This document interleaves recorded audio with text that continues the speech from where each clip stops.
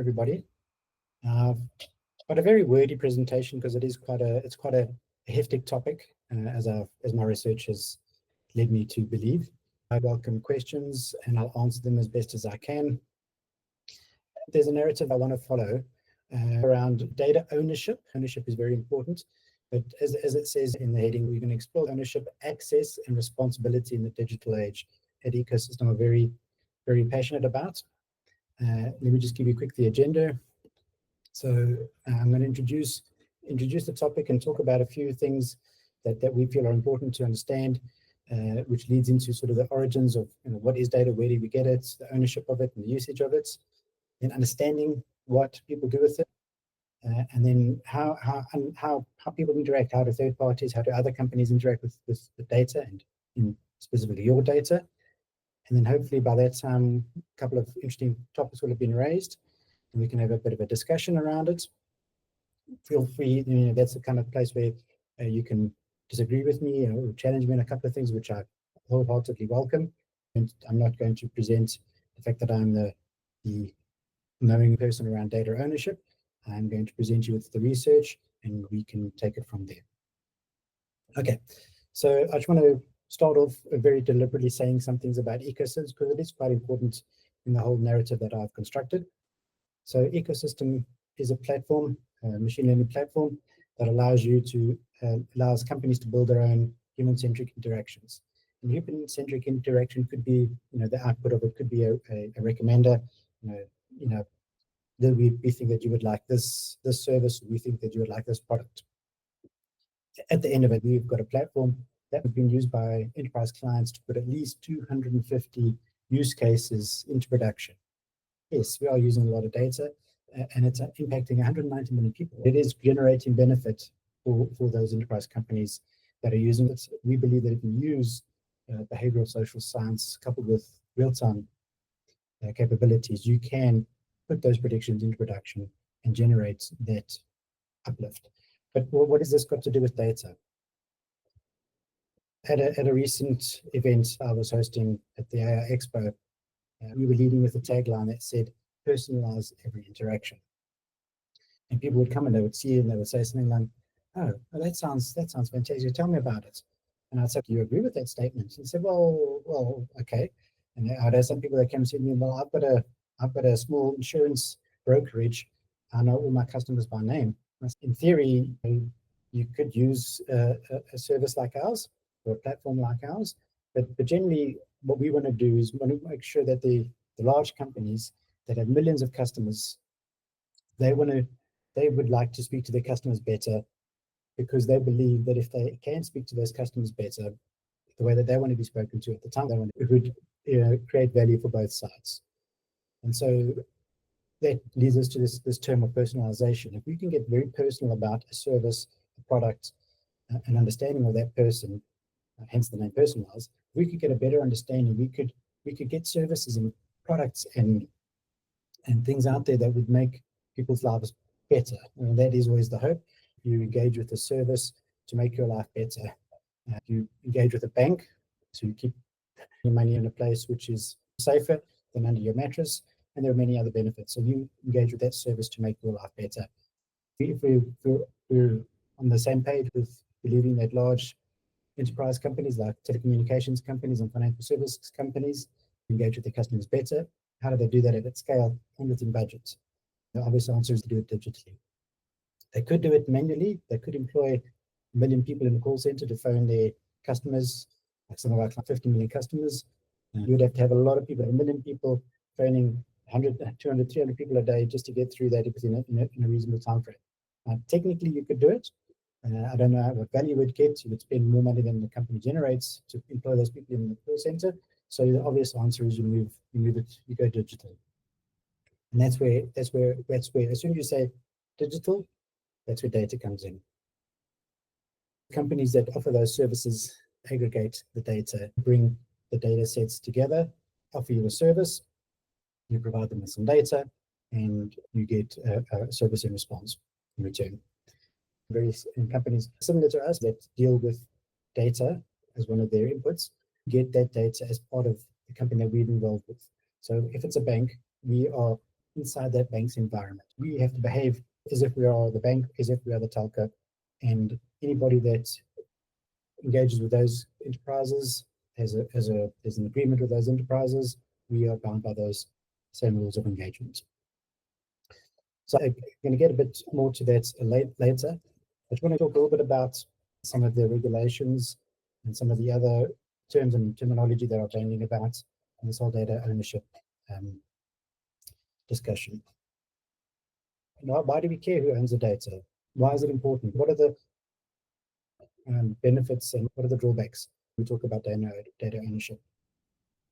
The biggest and most obvious one that most people want to prevent is misuse. What could misuse be? If I've got access to your credit card number, if I have a couple of other bits of data about you, I could buy stuff on your credit card and you'd have to pay for it. That would be fraud. So if I've got data that I shouldn't have, in theory, the only people that should have that data are myself, the bank. Nobody else should have that data. That leads them to other people. If other people have access to it, they could commit fraud. The other thing that's a bit more traction, and this is where a lot of this conversation started, is if I've engaged with a company and I've provided them with a bit of data, and they use that data not in a service I've engaged them with, but in another way, and not selling it, they use it in another way to create benefit. Should they share that benefit with me? And that's where the waters get a bit murkier. Hopefully, I'm going to raise a couple of points which will shed some light on it and allow you to have an opinion one way or the other. The other big idea of who owns your data would be from a security point of view. If a company knows and you've shared with them your alarm details or your location details because you want to track certain things, somebody else gets access to that data, it could create a security risk for you. So all of these things are important when talking about who owns the data and the access and misuse of it. The reason why I've gone in that direction is because the rules, the laws and the regulations that peers in the industry talk about, and when we talk about data ownership, with GDPR. And if we actually look into GDPR, as it says the General Data Protection Regulation, it's a regulation, not a law. It's about how your data is managed, who has access to it, what they can do with it, how they're supposed to manage it, and the fact that you have to give consent to use your data. So we must start now thinking about there's a regulation and there's laws, and that's where things start getting, in certain geographies, there's the protection of access to public information, and it's very similar to GDPR. One of the differences is it's an act, and as an act, it's got laws attached to it, and if you run foul of any of these items about how your data is managed and like having to get rid of it or being able to move it from one section to another, if you run foul of that, you can be fined.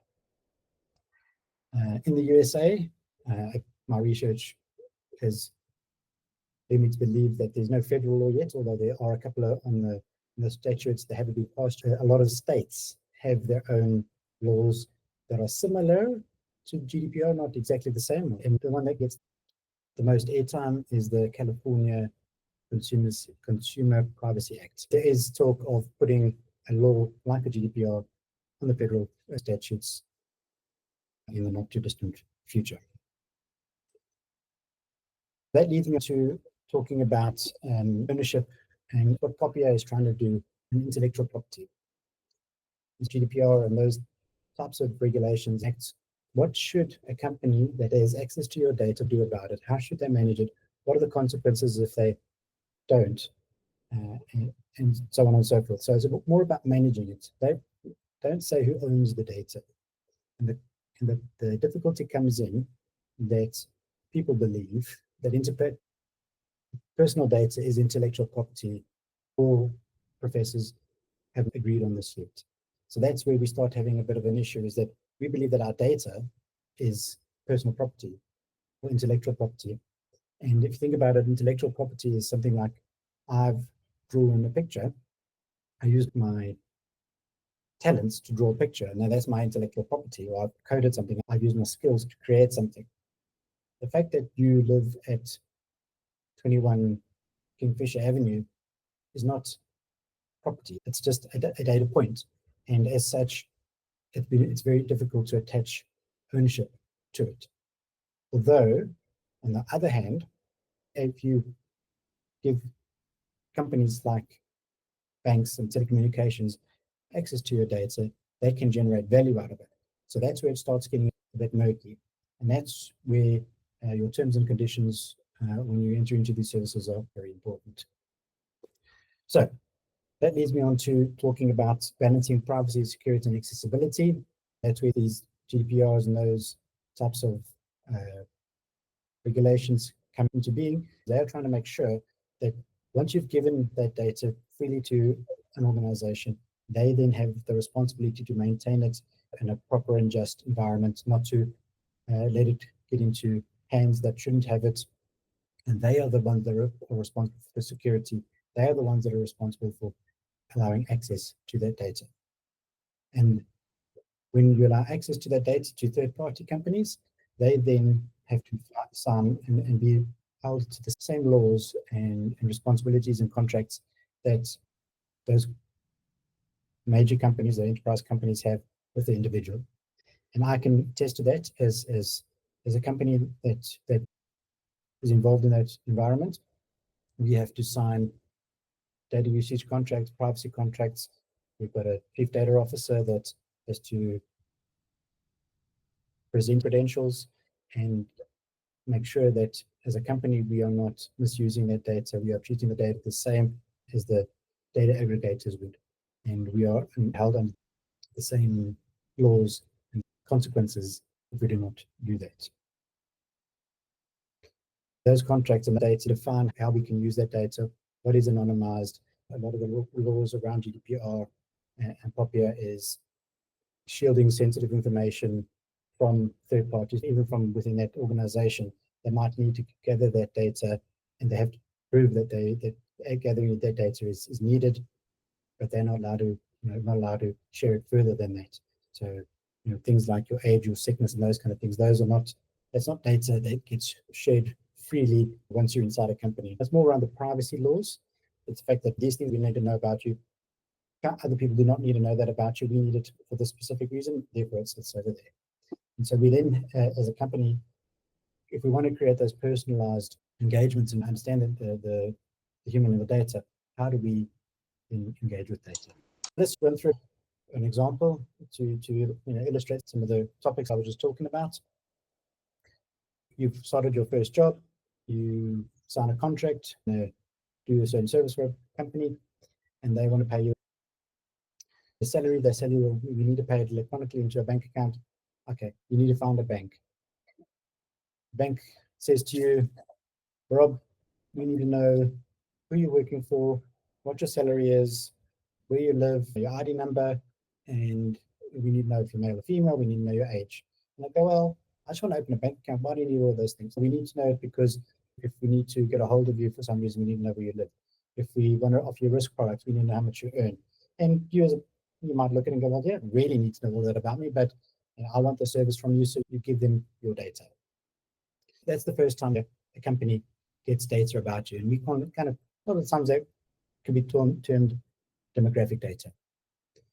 Then your first salary goes in and you buy some groceries and you perform an action. You go use that credit card that they gave you and you buy your groceries, perform a transaction. Now you've gone as a person and you've gone and swiped your credit card. It's your actions have gone and created a data point. That data point has been sent to the bank and they go, okay, well, now we know you spent money on groceries. You think, but is that my data or their data? And that's where, in my mind, a lot of the debate can happen.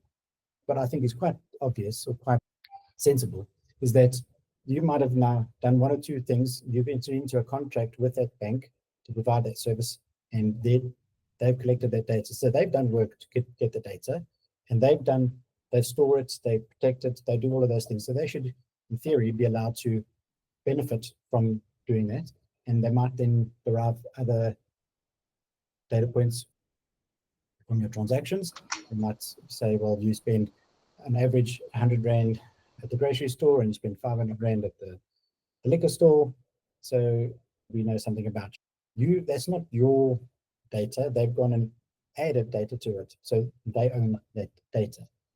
However, if you decide, no, I don't want them to know that about me, as per the GDPR and other laws specific to your geography, if you don't want them to have that information about you, you would have to terminate your account with that company. As per the GDPR, they have to remove all of that and cannot use that data going forward. Your privacy has been protected, and they don't get any more benefit from that data that you, in theory, generated for them. Okay. Rob, I have a question and a discussion point here, and that is that this recording, video recording that we're doing now, if ecosystem makes money with it, it should pay all the participants, right? No. Okay. So we own the data that's generated because we've given a service to the people on the call. We make money by understanding that people love to come to shows on a Wednesday afternoon. I'm not making money out of Rob on the call. I did the work. I've got access to this bit of data.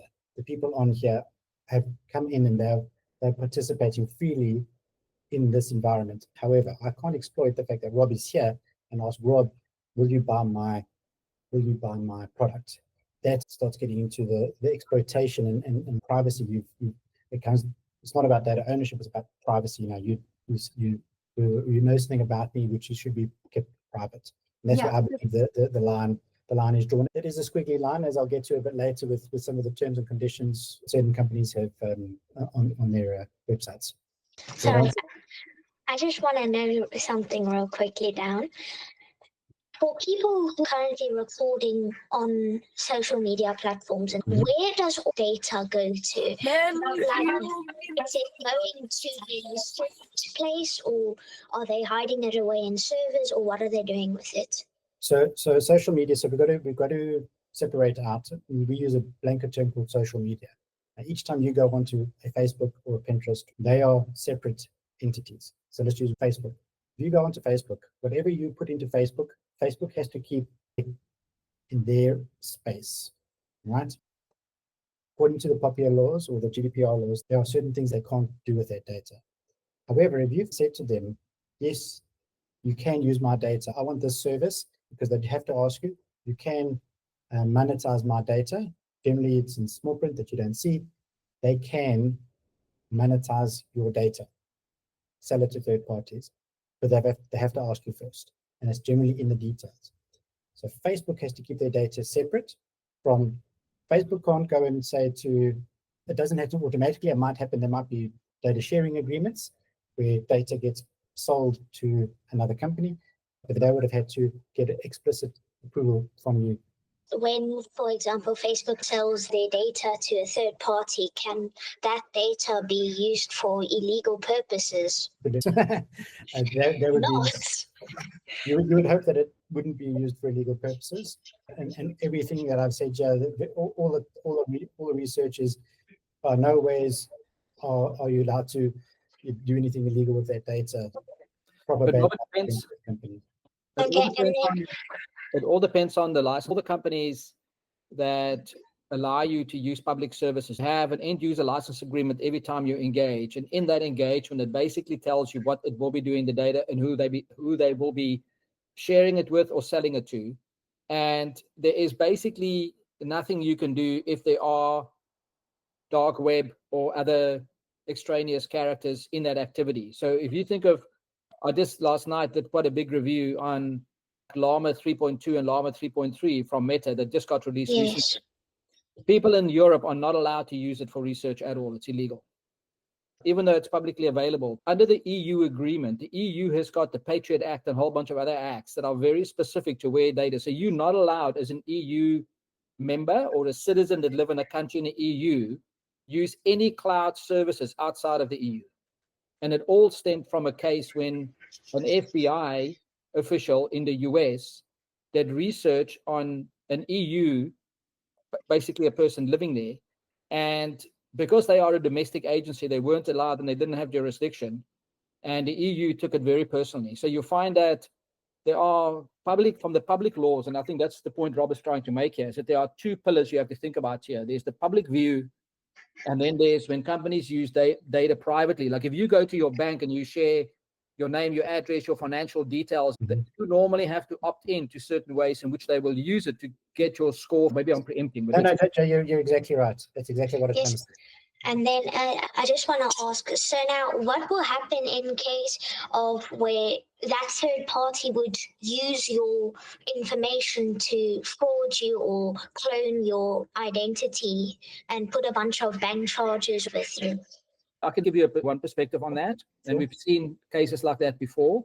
Basically, the way that the US law has looked at this is that if you buy well-designed and a very sharp bread knife from the store, and you use that bread knife for anything other than slicing bread, and you use it to create harm, the law enforcement agencies who are on the ground who need to deal with illegal activity is supposed to pick that up. So that means that the same thing happens with data. If your data is shared with somebody, under their agreement, they make sure that you sign to say that you will be sharing. Say somebody gets hold of it and they defraud you, it becomes a standard law enforcement agency problem. That means that it's a fraud case local to whatever that jurisdiction is where the fraud was conducted. I think everybody is trying to separate what you have access to and what the tool is from what people can do with it. Criminals will always find extraneous ways and crazy ways to use the tooling they get access to. Yeah. So that's just we've seen, at least from another to add on to what Jay is saying. If it's your bank, as they're supposed to be the guardians of your data, a hack, and they get your data. They are reliable because they have said that they will protect your data. And there are penalties that they levy against those banks based on the fact that they didn't protect your data. I haven't read up too many cases where people have sued the bank for ending up on lists that are not great. Yes. Let's not say illegal. Let's just say less good. Yeah, but you are allowed to take legal action for your data being taken, right? Yes, you can. If you file a case and you say that you owned a motor car, a TV set, or a mobile phone, and you are in possession of an asset, and that asset was acquired, was created by you, and it's got legal terms, you can definitely file an act of theft if somebody took it from you illegally. Definitely. Yeah. One nuance that I want to just bring into that is people think that because I've given my data to somebody and they've got benefit from it, that I should get benefit as a result of it. And that is where the intellectual property laws start coming into account. But that's on the other hand that I was talking about, where we've quite agreed. If we've agreed to share our data with a bank, and I'm wronged by the bank letting my data, yes, I can, to the full extent of the law, try and get my money back. But I can't, if that bank makes a model and gets benefit from that model, you can't benefit in that model as yet, because the intellectual property laws and the data privacy laws aren't the same. And I think people are getting those two things mixed up. All right. Any other comments or questions before I move on? All right, so I just wanted to go through two things. I'm going to use ecosystem as the example, but there are companies similar in how they access data. We as ecosystem would go into a bank, a telco, an insurance company, and access the same data they are accessing. So if they have access to your social media, they would have had to ask you, Rob, can I use your LinkedIn feed to make sure that your banking data is safe? They would have to ask me and I'd say yes or no, and then they could use that data. They would then have to agree with LinkedIn. The laws, like I mentioned previously, would bound those two in a contract, and you would be able to legally enforce anything if they went outside of those bounds of those contracts. But then me as the ecosystem, I've now got access to your banking data. I've got access to any data that bank has obtained legally and through your consent, we can then use. But we can't use it in any way that the bank wouldn't use it. If they wouldn't spam you, if you've entered into an agreement with them that they're not allowed to spam you, or they're not allowed to send you messages after certain hours. We as a third party can't do that either. We are seen as the bank, and that's how any other third party would be seen. So when we say we personalize every interaction, yes, we do, but we do it under the strict instruction of that company. We don't just go and get your data from all over the world and start engaging with you and giving you new experiences. If we wanted to do that, like those data aggregators do, they would have to enter into contract with you, in terms of service or an end user license agreement, to get that data from you and allow us to, we would become that data aggregator. We would have to have the same laws and rules that we've get into with you, is the same way that they've done it to get your data. A long way of saying that we either act that company and get the data that only they are available and that you as a person has given access to, or we become a completely separate environment and then you explicitly engage with us in that way. A long way of saying that third parties are not a law unto themselves. If you've got a contract with Microsoft, Google, or your bank, or Chase Manhattan, or with Vodafone, the same laws that apply to them would apply to the third parties. If we are found to be doing things outside of it, you could use the full extent of the law in your geography to extract what you can. The other thing that's very important as third parties is we can't bring data across. And I think that goes to the social media question from earlier. I can't be working at company X and then bring data from company Y. That is a big no-no. In the GDPR and those rules, they are also strictly forbidden. And because you're now running foul of the privacy laws that those regulations monitor. Okay, so that's how the aggregates work within those environments. That's how we keep your data safe. We don't benefit over and above from your data. At the moment, with the way the law stands, you can't enter a service with a company and expect them to provide you with benefit over and above the benefit that you've expressly set out in the initial contract with them. And your data is not something that you can trade, as it were, with them. I just want to now quickly, before we go into a discussion, just a couple of points that I picked up when I was looking at some of the terms of service for the Big Five. There are obviously a couple more of them. Just pulling this out of the conditions that Microsoft states there, and Microsoft positions users as primary owners of the data, but imposes conditions on functionality when data is withheld. Okay, and Google just says it slightly differently. Google's philosophy that data should only be retained for as long as it is useful and helpful to the user, reaffirming the principle of data ownership resting with the individual. And so, here's an interesting one about resting with the individual, resting with the company. Microsoft might have entered into an agreement with your company for a fee. Microsoft can use your meeting data to train their latest models.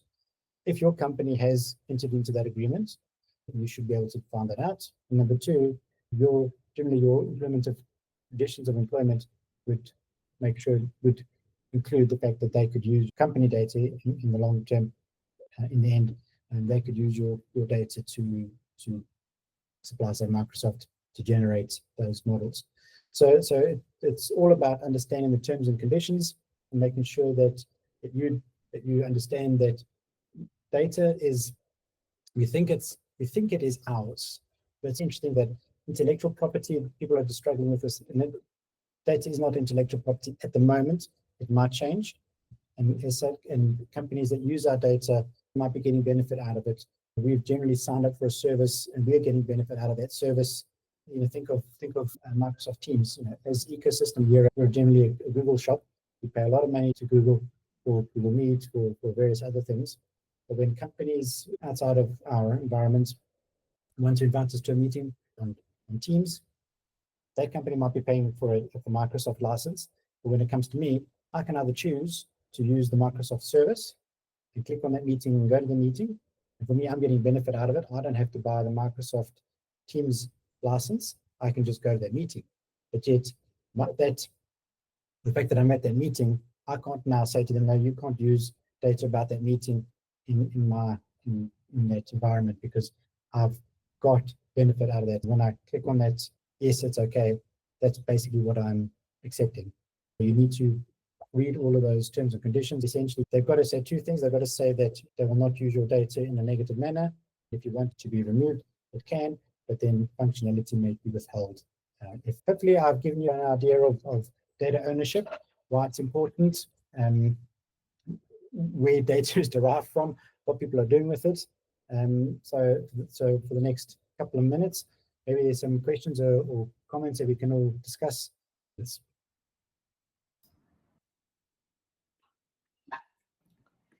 To the role of synthetic data and how many companies, including if you think of what happened in fraud cases and so on, people are using synthetic transactions, randomization to figure out, how people connect and don't connect. So Jay, are you saying that synthetic data, so when a company takes my transactions over the last year and runs an average, is that synthetic data? No, synthetic data is completely randomly generated through machine means, but it's also the tooling used for people to generate alternative passwords. So if you use a password that is generically used, and the person generates 1 million emails to log into something that only does a validation on 3 wrong passwords, it kicks you out. So what it does, it takes a password that's well known and it generates 10 million emails, and it never gets kicked out. So there's those kind of brute force mechanisms. A lot of it comes from synthetic data. If you look at the synthetic data we generated for some of our public recommenders and so on, the names that were generated, the social security numbers and everything, are theoretically fictitious. Theoretically, because we use a generative model to generate it, and the generative model was trained on all of what the world knows, there is a likelihood that it could have generated the same name and a number with a wrong social security, or some number that might be considered valid, because the social security in a range will always be valid if you had to think about every possibility or combination of numbers. It is a decision you have to make in participating with the world around you. I think that's come back to your story earlier. You really have to think about where it gets applied and where it doesn't. You've got to decide whether this service, whether you want, if they're asking you these 10 questions, are those 10 questions valid for the service that I'm getting? Maybe a competitor will, not to say your point, you've got to decide on whether you're essentially saying, have this data so I can get a service. But it's not strictly true. You're not getting the service because you're getting the data. Well, the counter is, you're paying for it. Remember that the counter is the whole world became obsessed with SEO. Let's just take that as one phenomena. Search engine optimization means that you want to give away as much data as possible so people know who you are, but not somebody else. So they go to your website and not to somebody else's. So that means you have to give them accurate details and hope that law enforcement and security mechanisms will eventually protect you. Yeah. That is the continuous trade-off, isn't it? You've got to find a line between those two. If you consider something valuable, like your bank account details and the like, and that's why I see that banks are pretty anal about how you sign in and two-factor authentication and all those mechanisms. And the reason is because you have to prove your identity. So that it doesn't need to know about everybody else, but it needs to know just about you. Yeah. I was on maybe a year ago, 2 years ago, I was in the camp of my data is my intellectual property. We might still come around to it, but it's going to be very difficult to define what is your data. Why is it something that should be protected, and why should only you create benefit out of your data or your intellectual property? Yeah. So Rob, this is what everybody should read as a starting point on even remotely trying to make sense of the subject. It's called The Age of Surveillance Capital. Okay. And basically, the entire part of surveillance is used positively and negatively. And what Shoshana really does incredibly well is unpacking this story of, the world has become known for sharing as much as they can to be known. I don't know if this is going down the same path as that, but I've been watching a show recently where they are solving very hectic crimes, and they're using, this computer genius is sitting there and they're getting this and they're comparing this and that. Now, I'm going, yeah. But I want the baddies to be found using data because I don't want baddies in the world. But where did they get that data? And do we as a society, where do we want to go? Do we want to limit privacy so that we can have a proliferation of crime? That would be my take on it. Or do we want to open it up? For me, I don't mind if the person knows exactly where I am. I'm not doing anything illegal. I could care less, but you know about me, because I know that I'm doing everything above board and above my moral standards. But the problem is when people start collecting something from you using devious methods. So let's look at one of the most classical devious method. Somebody sends you an email or a text message saying, please provide me the PIN because I will help you do something. The unfortunate thing is that most people don't know that you should never, ever share passwords, details, PINs from somebody, but you can text it to somebody because the text itself, they think it's a text that's hacked. And that's the challenge, that it's done through social engineering. And social engineering means that somebody convince you that they look like the institution that you have to give the details to, and there's what's called a man in the middle. So it's a device in the middle or a human in the middle. Detection picks up the key and uses that authentication to get into whatever places they need to get into. And that, I think that is 99%. If I look at bank fraud, identity fraud, and the like, that's where most of it falls down. It's because somebody convinced you to do something through, let's say, a text message. You never, ever, ever, a bank or no institution will ever send you anything through a text message that is a link that's going to go somewhere. And even if you get a PIN number and you have not applied for anything, that's the latest scam going around the world. Somebody goes and applies for something, sends the PIN, sends you a link to say you have to update your KYC details. Boom, that's it. You just added them as a beneficiary, they transfer your balance and you're gone. Social engineering is where most of the challenges are. A lot of the mechanical loopholes have been safeguarded, and there's experts in those spaces, but we're trying to be experts in the social person. But people change. People change, and hacking methods change, and social engineering, is it called social engineering, changes, and we've got to be on top of that. So I think we're coming to the end. I think we're basically saying that we've got privacy laws, ownership laws, and understanding what you are signing up for is very important. Read the terms and conditions. But there are laws protecting it. Not everybody gets on the same page. That there's not benefit to be gained by companies using your data that you've not signed up for. All right, everybody, thank you so much for joining me today. Hopefully everybody got a little bit of information about this. I think we'll probably use this, Jace. I'll add on to this in another session. We can definitely pick it up again if there's interest in it. But for now, thank you very much for the talk. It was enlightening. And thank you, everybody, for joining.